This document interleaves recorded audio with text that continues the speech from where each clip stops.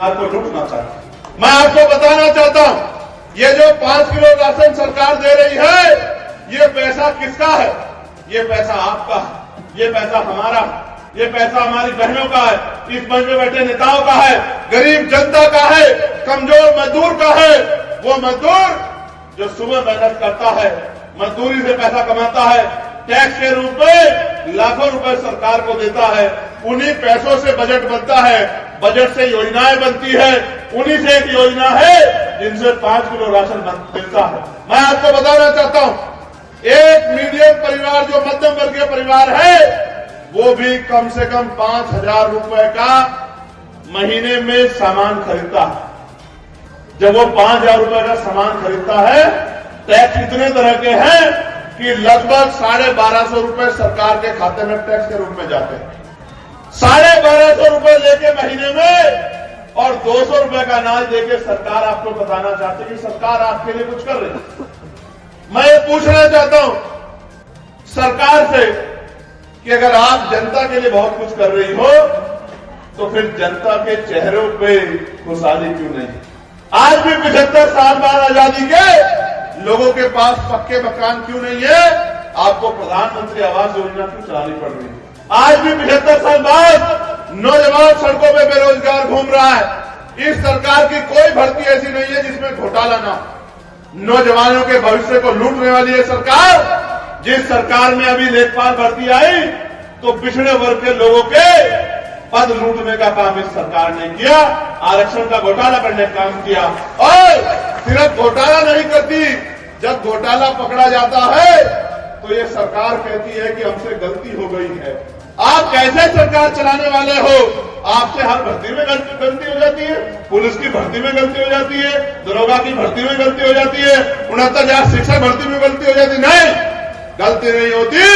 ये सरकार कल भी पिछड़ों के विरोधी थी, ये सरकार कल भी मुसलमानों के विरोधी थी, ये सरकार कल भी दलितों के विरोधी थी, ये सरकार कल भी महिलाओं के विरोध में थी, ये सरकार कल भी किसानों के विरोध में थी, ये सरकार कल भी मजदूरों के विरोध में थी, ये सरकार कल भी वकीलों के विरोध में थी, और आने वाले दिनों में भी ये सरकार वकीलों के विरोध में रहे।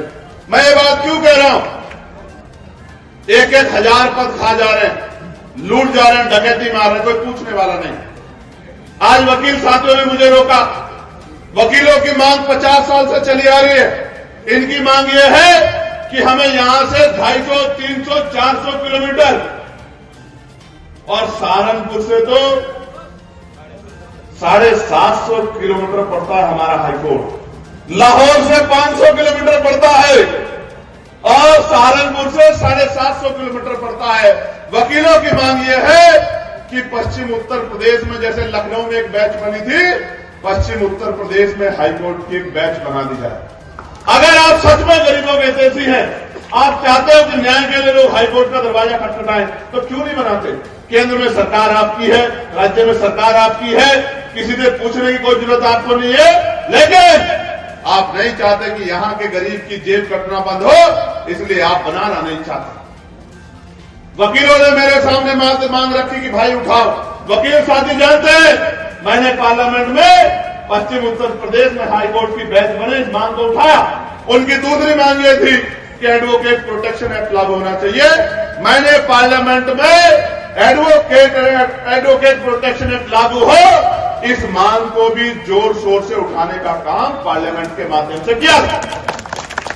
मैंने जब वकीलों पर लाठीचार्ज हुआ हापुड़ में, जब वकीलों पर लाठीचार्ज हुआ गाजियाबाद में, तो भी उनकी मांग को जोर शोर से उठाने का काम किया था। एक वकील होने के नाते मैं वकीलों के दर्द को समझता हूं। मैं आपको विश्वास दिलाता हूं और आपके माध्यम से कहना चाहता हूं, आप शक्ति देखना चाहते हैं तो मैं आपके सामने कह रहा हूं, आप मन पक्का कर लीजिए। वकील का मतलब है उसकी एक ही जाति है, वकील है। काले कोट वाले मन पक्का कर लो और मीटिंग बुला लो और यहां से लखनऊ तक कूच होगी। मैं आगे आगे रहूंगा आपके, मैं आपके साथ खड़ाऊंगा और जब तक आपकी मांग पूरी नहीं होगी तब तक पीछे नहीं हटूंगा। इस बात का मैं आपको विश्वास दिलाता हूं।